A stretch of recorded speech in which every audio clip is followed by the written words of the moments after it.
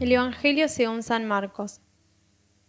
Jesús decía: el reino de Dios es como un hombre que echa la semilla en la tierra, sea que duerma o se levante, de noche y de día.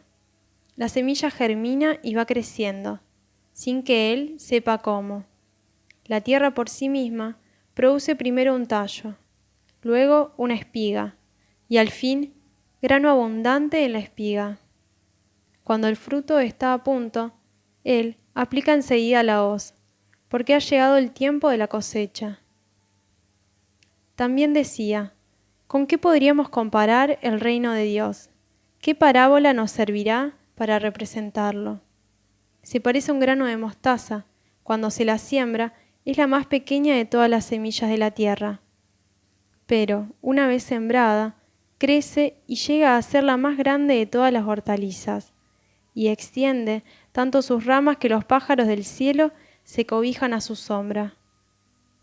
Y con muchas parábolas como estas, les anunciaba la palabra, en la medida en que ellos podían comprender. No les hablaba sino en parábolas, pero a sus propios discípulos, en privado, les explicaba todo. Hola amigos y amigas. Muchas veces nosotros vemos al hombre que trata de liberarse de la idea de Dios, poniéndose a sí mismo como punto de referencia absoluto, como el árbitro del bien y del mal, creyendo que la fe es algo ya anticuado en la vida. Esto se llama secularismo. Este secularismo que en nuestro tiempo ha alcanzado su apogeo. ¿Por qué? Quizá hoy estamos pagando las consecuencias de una evangelización, de una catequesis, no basadas en la palabra de Dios. La Iglesia ha tomado conciencia del tesoro que Jesús ha entregado, que es la palabra. Esta semilla que espera ser esparcida por todo el mundo. Pero ¿quién está esparciendo en el mundo esta preciosa semilla? Jesús, pero también los miembros de la comunidad cristiana. Y quien esparce esta semilla, quizá en este momento no pueda ver las espigas maduras, pero al menos sí puede ver despuntar los tallos.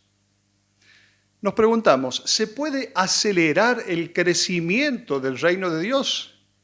Estas parábolas que hemos escuchado son las parábolas del reino. ¿Se puede acelerar el crecimiento del reino? A esta pregunta Jesús responde con esta primera breve parábola, conservada solamente por el evangelista Marcos, que se encuentra en la primera parte del Evangelio de hoy. Esta parábola está dividida en tres partes de diferente extensión que corresponden a tres momentos en que desarrolla el agricultor su trabajo. Primero, la siembra, luego el crecimiento de la semilla y finalmente la cosecha. La primera y la tercera parte, es decir, aquella en la que se descubre el trabajo del agricultor, se reduce al mínimo. Echa la semilla en la tierra, luego hace cosechar y nada más. Mucho más desarrolla la parte central de la parábola. El narrador claramente quiere dirigir toda la atención de sus lectores al momento del crecimiento de la semilla. A Jesús le interesa poner de relieve entonces solamente una cosa: la irresistible fuerza de la semilla, que una vez que es echada en la tierra, crece por sí misma. Vamos a destacar un detalle. El evangelista no utiliza el término técnico sembrar, sino que habla de un hombre que arroja la semilla, que tira semillas por todas partes, que arroja la semilla haciéndonos casi ver el amplio gesto de los brazos del agricultor que esparce por todos lados con alegría, caiga donde caiga, sin ahorrar estos preciosos granos. En la segunda carta a Timoteo, Pablo dice, proclama la palabra de Dios, insiste con ocasión o sin ella, arguye, reprende, exhorta, con paciencia incansable y con afán de enseñar, con ocasión y sin ella. Esto hace el sembrador. Es así que debe transmitirse el mensaje del Evangelio, generosamente lanzado en la tierra, no en un campo definido con exactitud, en un campo limitado, sino en todo el mundo. Es una invitación entonces a superar cualquier exclusivismo. Ningún pueblo puede apropiarse para sí las bendiciones de Dios. Después de la temporada de la siembra, le llega al hombre el momento de finalizar el trabajo. Los días y las noches transcurren mientras que el agricultor duerme, vigila, se levanta, sin poder intervenir en lo más mínimo en el crecimiento, forzando o acelerando las cosas. Es inútil tratar de hacer algo, angustiarse, preocuparse. Si se agita, si entra en el campo, solo puede causar problemas, pisotea, daña los brotes tiernos. Lo único que puede hacer que es esperar. De hecho, en silencio y casi imperceptiblemente comienza el milagro. Los primeros brotes asoman sobre la tierra. Podemos diferenciar nosotros en muchos puntos la esperanza del deseo. Pero desde este Evangelio conviene pensar que es necesario cultivar la esperanza, que es lo propio del creyente.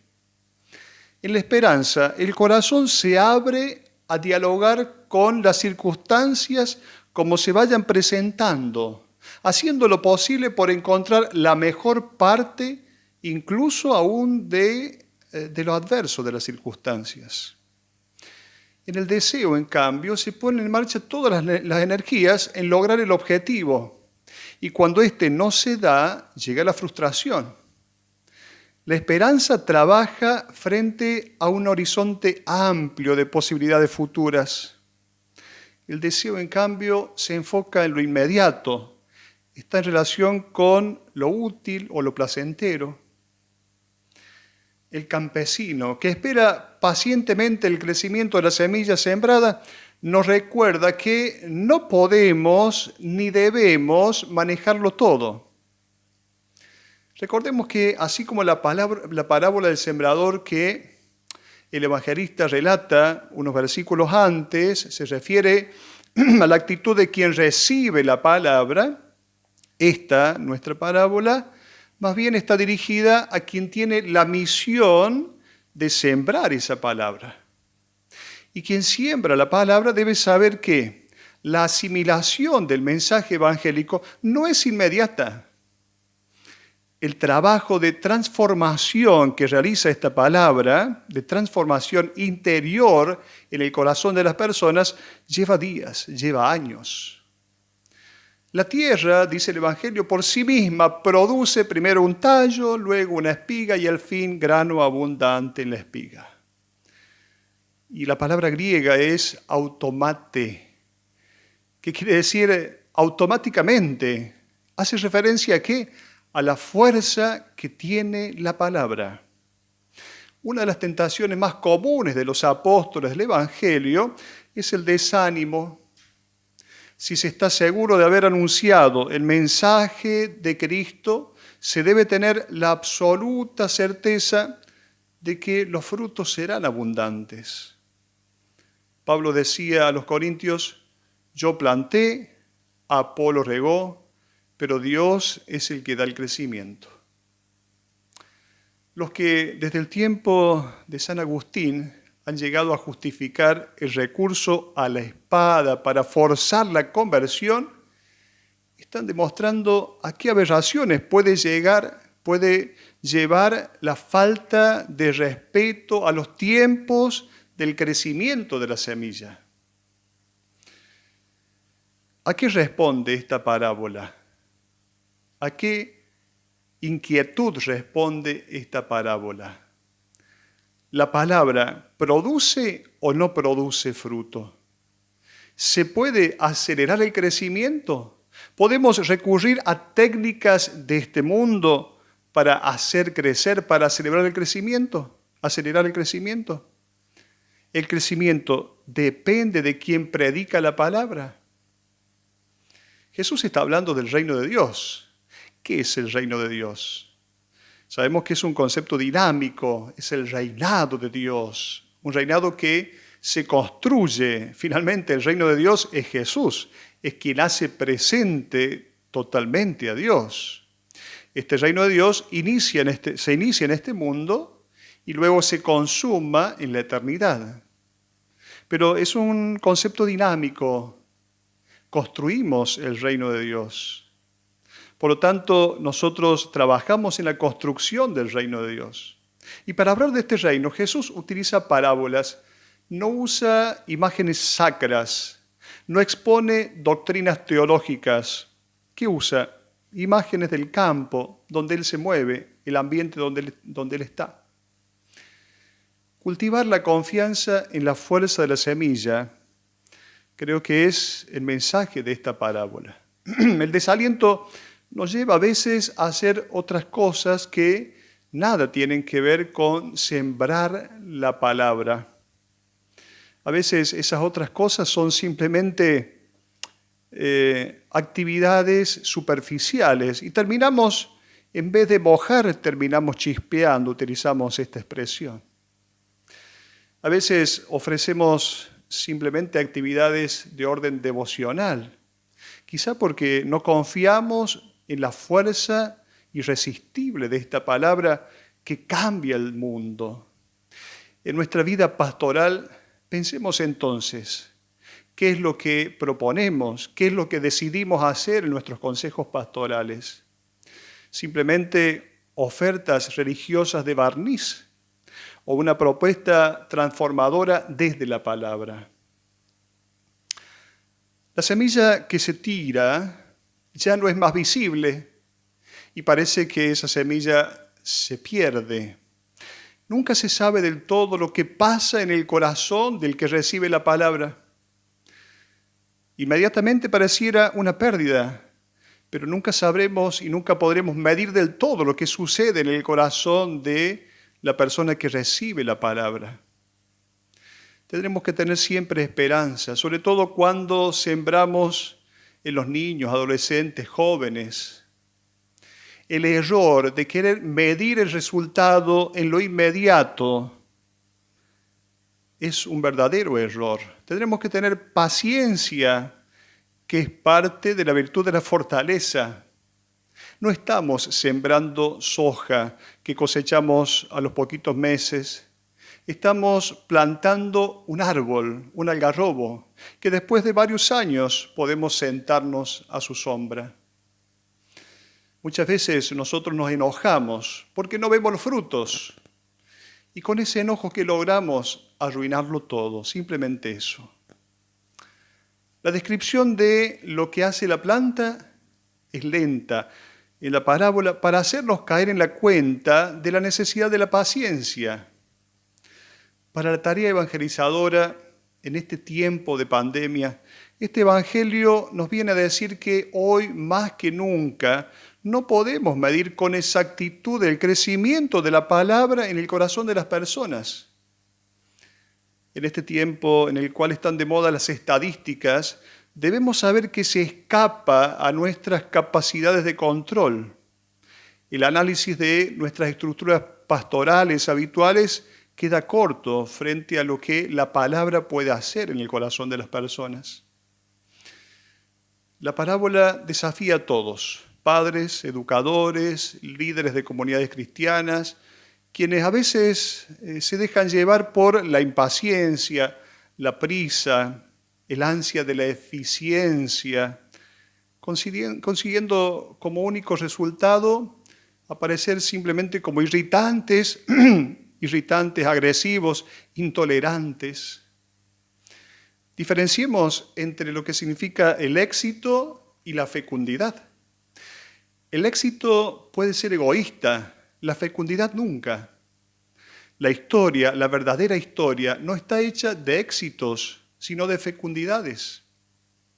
Hay momentos en los que es necesario dormir, entre comillas, es decir, saber esperar, mantener la calma y sentarse a contemplar asombrados la semilla que brota y crece por sí misma.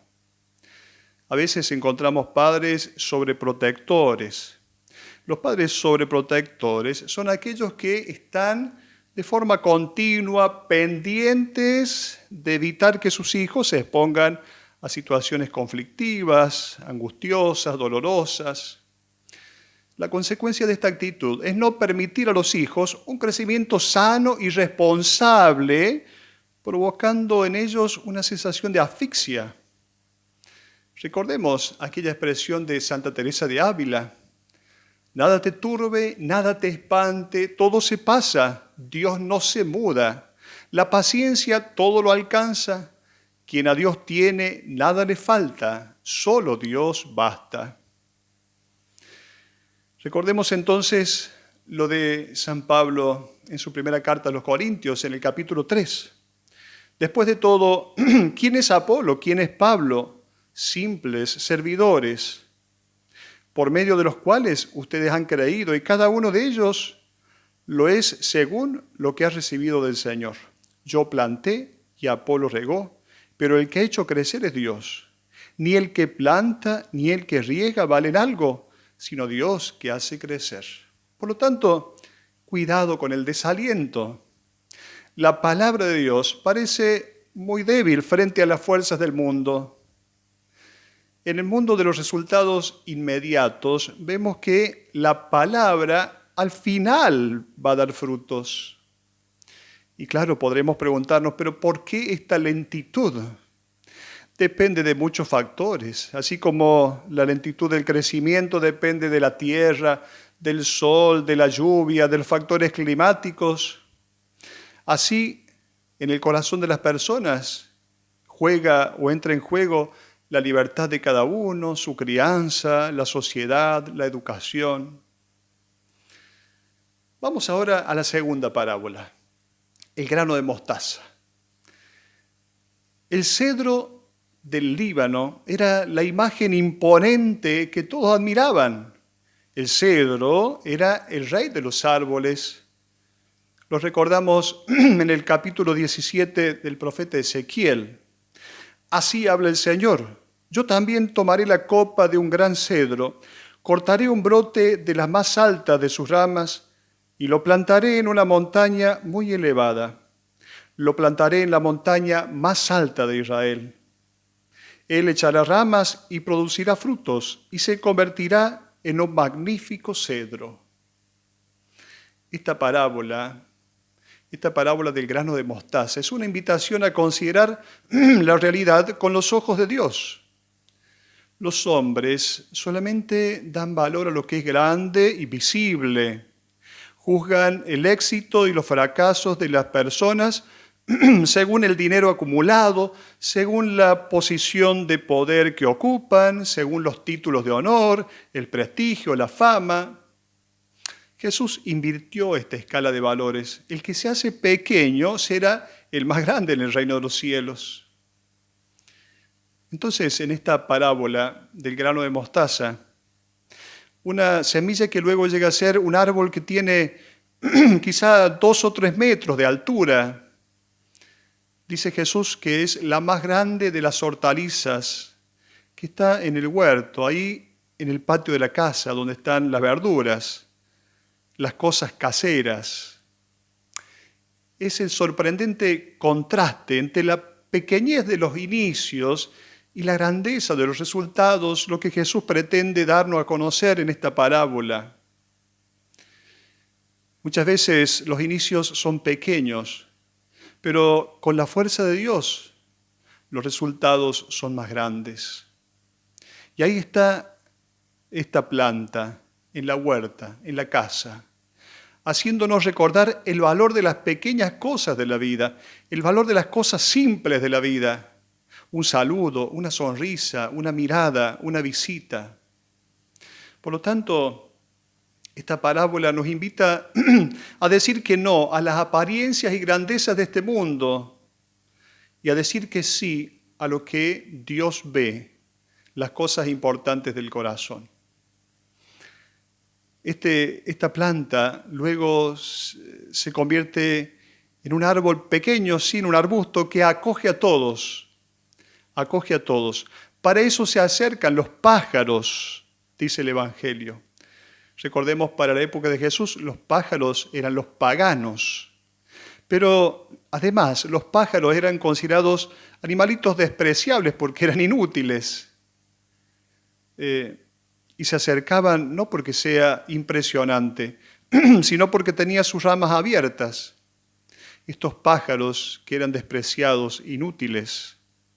En el reino de Dios entran aquellos que son marginados, despreciados, alejados de la sociedad. En el reino de Dios pueden encontrar un espacio donde sentirse bien, sentirse a gusto, sentirse cómodos.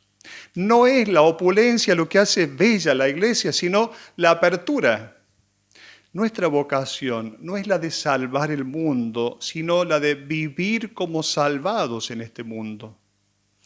El reino de Dios no es la iglesia. El reino crece porque la palabra tiene una fuerza incontenible que ni siquiera la historia de pecado de la comunidad cristiana ha logrado frenar. Dios sigue ofreciendo su salvación no a pesar de nuestros pecados, sino a partir de ellos. Cuentan que Napoleón un día dijo al cardenal Cosalvi: voy a destruir la Iglesia Católica de la faz de la tierra. Y el cardenal le contestó: no podrá hacerlo. Napoleón dijo otra vez: voy a destruir tu iglesia. El cardenal, que era pequeño, de 1,5 metros, confiado y sonriente, le dijo: no va a poder hacerlo, general. Ni siquiera nosotros hemos podido hacerlo, le dijo el cardenal. Ni los papas malos, ni los sacerdotes infieles, ni los miles de pecadores de la iglesia no han tenido éxito en poder destruirla. ¿Cómo cree usted que va a poder hacerlo? Si esto es verdad de la iglesia, ¿cuánto más lo es del reino de Dios? La iglesia no es la dueña del reino, está al servicio del reino.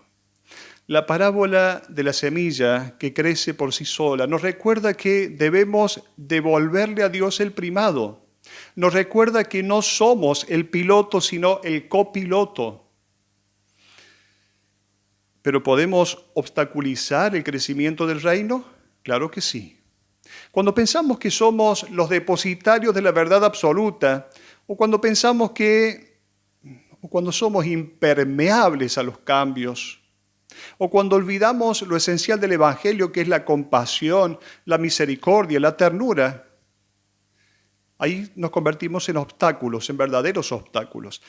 La misión de la iglesia, nuestra misión, será siempre secundar la permanente e ininterrumpida acción del Espíritu. Hasta la próxima.